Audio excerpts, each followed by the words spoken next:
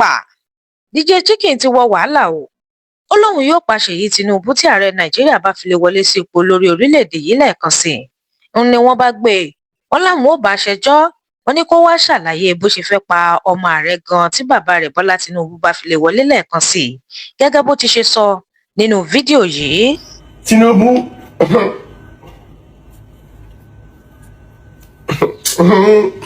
ọ̀rẹ́ wọlé o, ó dáa ní o, tó bá wọlé máa pa Ṣèyí Tinubu ó tán.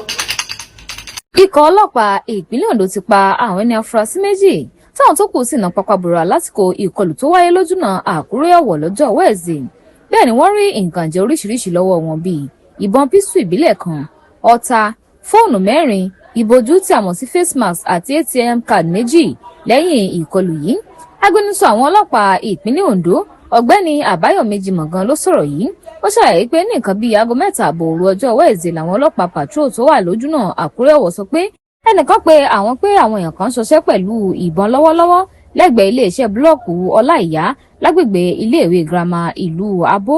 Ẹsẹ̀kẹsẹ̀ làwọn ọlọ́pàá ṣe ìwádìí tí wọ́n sì gbọ́ pé àwọn agbébọnrin 7 ni wọ́n ṣọṣẹ́ pẹ̀lú ìbòjú ní ọ́fíìsì oníbúlọ́ọ̀kù yìí àti pé ọ̀gá iléeṣẹ́ náà ni wọ́n béèrè táwọn ọlọ́pàá fi káwọn mọ́ bẹ́ẹ̀. Ó sì lè jẹ́ pé àwọn agbébọnrin yìí dáàbò bolẹ̀ ní kété tí wọ́n rí àwọn ọlọ́pàá síbẹ̀ 2 nínú wọn jẹ́ Ọlọ́run nípè táwọn tó kù sì sáwọ́ lọ pẹ̀lú ọta ìbọn tó bà wọ́n. Jimoh tẹ̀síwájú pé àwọn ti gbé òkú àwọn ẹni afurasí yìí lọ sí State Specialist Hospital nílùú Àkúrẹ́ táwọn sì ti transfer kéèsì ń sọ́wọ́ anti-kidnapping squad fún ìwádìí lẹ́kùnrẹ́rẹ́. Lábẹ́ bẹ́ẹ̀ ni wọ́n tẹ̀síwájú nínú ìwádìí láti mú àwọn jàǹdùkú tó kù tí wọ́n sì ná pápábora. Wọ́n ti wá rọ àwọn aráàlú pàápàá jùlọ àwọn òṣìṣẹ́ ìlera wípé kí wọ́n fi tó ikọ̀ agbófinró létí tí ẹnikẹ́ni bá wá fún ìtọ́jú tó ní ṣe pẹ̀lú ọta ìbọn. Tí ẹ bá gbàgbé, lọ́jọ́ 26 oṣù kẹfà ọdún yìí làwọn ọlọ́pàá ìpínlẹ̀ Ògùn pa àwọn ajínigbé 2 tí wọ́n sì gba ẹni tí wọ́n jí gbé kalẹ̀. Èyí fi hàn wípé iléeṣẹ́ ọlọ́pàá ò ṣeré rárá o nípa ọ̀rọ̀ ààbò orílẹ̀-èdè yìí. Bẹ́ẹ̀ ni Jimoh fi kún pé àwọn ikọ̀ agbófinró rí i dájú pé ìwà jàǹdùkú dìsàn ní Nàìjíríà láìpẹ́. Ọwọ́ iléeṣẹ́ ọlọ́pàá ti bá àwọn afurasí 2 ní ìpínlẹ̀ Ọ̀yọ́. Bẹ́ẹ̀ ni wọ́n ń kà bòròbòrò lákàtà àwọn ọlọ́pàá. Ọwọ́ iléeṣẹ́ ọlọ́pàá ti ìpínlẹ̀ Ọ̀yọ́ ti bá àwọn afurasí 2 lẹ́yìn tí wọ́n fura pé wọ́n gbé orí òkú jáde ní ìtẹ́ àwọn mùsùlùmí ní agbègbè Ijó. Ọ̀kan lára àwọn afurasí ọ̀hún Ṣítù Ìsá jẹ́wọ́ pé òun lòún gbé agbárí náà jáde. Èyí sì mú kí ọlọ́pàá tún mú Túndé Ajíbádé, ẹni tí wọ́n ní ó ní ìbáṣepọ̀ pẹ̀lú ọ̀rọ̀ ọ̀hún. Iléeṣẹ́ ọlọ́pàá sọ pé wọ́n ti fi agbárí náà ránṣẹ́ fún àyẹ̀wò ìmọ̀ sáyẹ́ǹsì. Wọ́n sì ní ìtẹ̀síwájú ó ń lọ pẹ̀lú ìwádìí láti mọ ìdí tí ìṣẹ̀lẹ̀ náà fi ṣẹlẹ̀ àti láti mú gbogbo àwọn tí wọ́n lọ́wọ́ nínú ìṣẹ̀lẹ̀ ọ̀hún.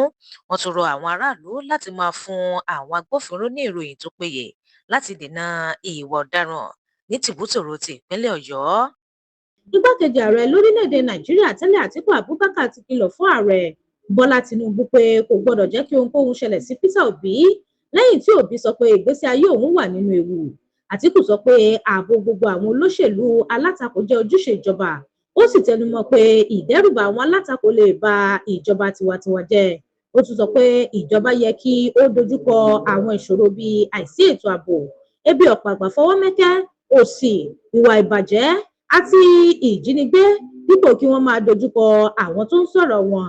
Àtíkù fi kún pé bí wọ́n bá ń halẹ̀ mọ́ olóṣèlú alátakò nítorí èrò wọn, ó lè fa ewu fún ìjọba tiwantiwa àti òmìnira àwọn aráàlú. Ajagunfẹ̀yìntì Christopher Musa, ẹni tí í ṣe mínísítà fún ètò ààbò lórílẹ̀-èdè yìí ti jáde tún òun. Bẹ́ẹ̀ ló pàṣẹ fún gbogbo ẹ̀ṣọ́ agbófinró àtàwọn ọmọ ológun ní Nàìjíríà láti yìnbọn lu ọ̀daràn-kọ̀daràn, pàápàá àwọn jàǹdùkú ajínigbé tí wọ́n bá kẹ́fín láti fi lè dènà ìjínigbé tó gbalẹ̀ kan ní Nàìjíríà. Yàtọ̀ sí èyí, ìròyìn tuntun ti jáde o bí ọ̀rọ̀ lórí àwọn ọmọléèwé àti àwọn olùkọ́ ìlú Ògbómọ̀ṣọ́ tí wọ́n ti wà lákọlò àwọn ajínigbé láti bí ọ̀sẹ̀ 7 àti ọjọ́ díẹ̀ ní Musa sọ̀rọ̀ lé lórí. Ó ní níṣe làwọn jàǹdùkú yìí ń kìlọ̀ fún àwọn ọmọ ogun Nàìjíríà wípé wọn ò gbọdọ̀ súnmọ́ sàkání àwọn. Bí bẹ́ẹ̀ kọ́, àwọn pa àwọn ọmọ tí wọ́n wà láhàámọ́ wọn. Èyí gan ló jẹ́ kọ́rọ̀ náà tójú sóhun. Àbí nígbà tó ń ṣẹ̀ṣẹ̀ pàṣẹ pé kí wọ́n máa dáná yá àwọn jàǹdùkú ajínigbé táwọn kan tí wọ́n halẹ̀ mọ́ àwọn ọmọ ogun wípé wọn ò gbọdọ̀ súnmọ́ àwọn. Àti pé níbi tọ́rọ̀ náà dé báyìí, iwájú ò ṣe lọ bẹ́ẹ̀ lẹ́yìn ò ṣe padà sí, pàápàá jùlọ bí gbogbo àwọn aráàlú ní gúúsù ìwọ̀ oòrùn ṣe fojoojúmọ́ rawọ́ ẹ̀bẹ̀ sí ìjọba àpapọ̀ àti gómìnà Ṣèyí Mákindé ìpínlẹ̀ Ọ̀yọ́ wípé kí wọ́n wá ojútùú sọ́rọ̀ àwọn ọmọ náà. Báwọn aráàlú ṣe ń fẹ̀hónú hàn, bẹ́ẹ̀ làwọn òṣìṣẹ́ ìjọba pàápàá daṣẹ́lẹ̀, síbẹ̀ ọ̀rọ̀ yóò sì níyanjú. Láfikún, Musa ní níṣe làwọn jàǹdùkú yìí sọ pé àwọn fẹ́ fi ọmọ yìí pààrọ̀ àwọn èèyàn wọn tí wọ́n wà lẹ́wọ̀n ní Nàìjíríà ni. Bẹ́ẹ̀ ni wọ́n tẹ̀ mọ́ àwọn létí pé táwọn bá fi lè gbèrò àti gbé àwọn ọmọ ogun súnmọ́ àwọn pẹ́rẹ́ níṣe làwọn ó pa àwọn ọmọ yìí dànù. Èyí ló jẹ́ kí Musa sọ pé kò yẹ kí ìdáríjì wà fáwọn jàǹdùkú rárá o, ikú gan ló tọ́ sí wọn. Ó ní ojú àánú tí wọ́n rí gbà lọ́wọ́ ìjọba tẹ́lẹ̀ ó jẹ́ kí wọ́n máa fọwọ́ lálẹ̀ ní Nàìjíríà. Ju gbogbo ẹ̀ lọ, ààbò àwọn ọmọ yìí àti olùkọ́ wọn ló ṣe kókó jù. Fún ìdí èyí, ọ̀nà àbáyọ mìíràn làwọn wà sọ̀rọ̀ yìí, àti pé àwọn ọmọ ogun Nàìjíríà ò ní gbé ìgbésẹ̀ kankan tí ó la ẹ̀mí àwọn ọmọ yìí lọ. Fún ìdí èyí, káwọn èèyàn lọ fọkàn balẹ̀ kọ́rọ̀ náà fi lójútùú. Ilé-ẹjọ́ fún afurasí agbésùmọ̀mí ní àyè títí di 20 oṣù keje láti pinnu ẹ̀sùn tí yóò jẹ́wọ́. Ilé-ẹjọ́ gíga tó fi ìdí kalẹ̀ sí ìlú Àbújá ti fún Abubakar Abba tó ń dojúkọ ẹ̀sùn ìgbésùmọ̀mí ní àyè títí di 20 oṣù keje ọdún tá a wà yìí láti pinnu bóyá òun ó jẹ́wọ́ ẹ̀sùn tí wọ́n fi kàn án tàbí yóò ní òun ò jẹ̀bi. Abba àti Mohammed Usman ní DSS fi ẹ̀sùn ìgbésùmọ̀mí, ìjínigbé fún owó ìtúsílẹ̀, ìwakùsà lọ́nà tí ò bófin mu láti ṣe àtìlẹ́yìn fún ìgbésùmọ̀mí, ṣíṣe àgbékalẹ̀ àdó olóró, níná owó fún ìgbésùmọ̀mí kan àti àwọn ẹ̀ṣẹ̀ míì tó ní ṣe pẹ̀lú Ansaru. Mohammed Usman ti jẹ́wọ́ ẹ̀sùn tó ní ṣe pẹ̀lú ìwakùsà lọ́nà àìtọ́ láti fi ṣe àtìlẹ́yìn fún ìgbésùmọ̀mí, wọ́n sì dá ẹ̀wọ̀n ọdún 15 fún un. Ìgbẹ́jọ́ náà yóò tẹ̀sọ́wọ́ wájú ní 20 oṣù keje ọdún tá a wà yìí. Nígbà tí ọwọ́ àwọn ọlọ́pàá Nàìjíríà tẹ Pẹ́lá tó ṣe bálabàla, ọkùnrin ọmọ kékeré ti sọ ohun tójú rẹ̀ rí lákòlò wọn o. Ó ní òun ò jẹun bẹ́ẹ̀ lòun ò wẹ̀ fún odidi ọjọ́ 4 tóun fi wà lákòlò àwọn ọlọ́pàá. Tí ẹ bá gbàgbé, lọ́jọ́ Friday làwọn ọlọ́pàá mú Pẹ́lá àti ọ̀rẹ́ rẹ̀ lójúnà Coastal Road látàrí pé wa mọ́tò tí ò ní nọ́mbà.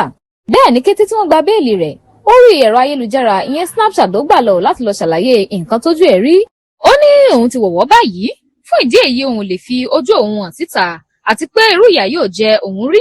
Láfikún, Pẹ́lá ní níṣe ni àwọn ẹlẹ́wọ̀n tóun bá níbẹ̀ ń pe òun ní 001 ní kété tí wọ́n rí òun gẹ́gẹ́ bí sọ̀rọ̀sọ̀rọ̀ lórí ẹ̀rọ ayélujára.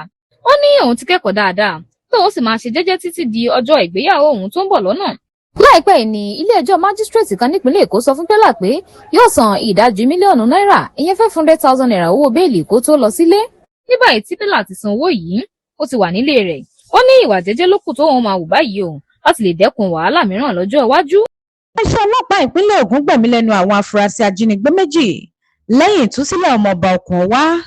Iléeṣẹ́ ọlọ́pàá ìpínlẹ̀ Ògùn sọ pé wọ́n ti pa àwọn afurasí ajínigbé méjì tí wọ́n sì gba ìbọn AK-47, àpò tí wọ́n fi gba owó ìtúsílẹ̀, fóònù alágbèéká méjì àti àwọn ẹ̀rí míì lẹ́yìn tí wọ́n gba ọmọọba Òkùnọwá Prince Idris sílẹ̀ láì farapa.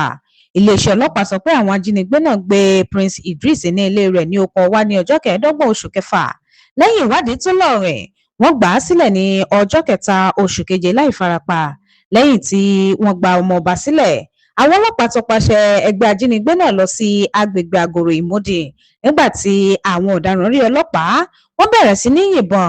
Nínú ìjà ọ̀hún, àwọn afurasí méjì ni wọ́n gbẹ́mìí mì tí àwọn yòókù sì fẹsẹ̀ fẹ́ pẹ̀lú ọgbẹ́ ìbọn.